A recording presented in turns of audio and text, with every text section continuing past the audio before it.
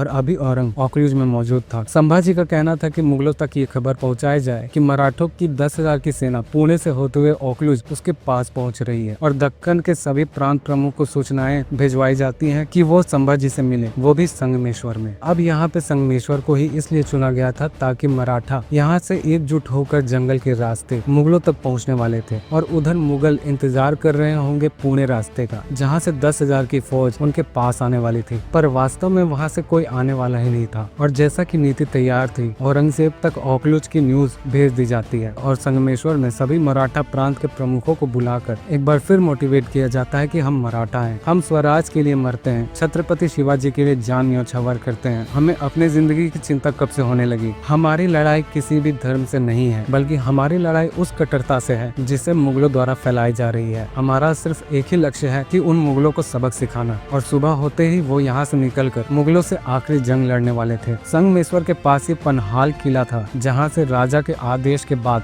सेना यहाँ से निकलने वाली थी। पर तभी रात में ही उनकी नजर जंगलों पर पड़ती है, जहाँ से मुगलों की फौज आ रही थी। पर असल सवाल तो ये थी कि मुगलों को कैसे पता चला कि राजा संगमेश्वर में मौजूद है। और जब हम मुगलों की फौज की तरफ देखते हैं, तब ये बात पता चलती है कि कान्होजी और गानोजी सिरके तख्त के लालच में मुगलों का साथ दे रहे हैं और बिना किसी खबर के अब सोमेश्वर में हमला होने वाला था। कभी कलश और संभाजी को विश्वास नहीं होता कि अपने ही घर वालों ने ऐसा हरकत किया था और सूचना पूरे राज्य में फैला दिया जाता है कि आधी रात को मुगलों द्वारा सोमेश्वर में हमला कर दिया गया है और मुगल की सेना 5,000 की थी और इनकी लड़ाई चंद मराठों के साथ होने वाली थी। इस लड़ाई के दौरान संभाजी वापस रायगढ़ तो जा सकते थे, पर उन्होंने युद्ध करने का निर्णय लिया और कहा जाता है कि इस युद्ध में सबसे भयानक रूप हमें संभाजी का दिखता है। संभाजी को रोकना काफी ज्यादा मुश्किल हो रहा था, जिस कारण उन्हें जंजीर में जकड़ लिया गया था। इस हमले में भले ही संभाजी को कैद कर लिया गया था, जंजीर में उन्हें बांध दिया गया था, पर 20 अन्य मुगलों का दम नहीं था उन्हें रोकने का।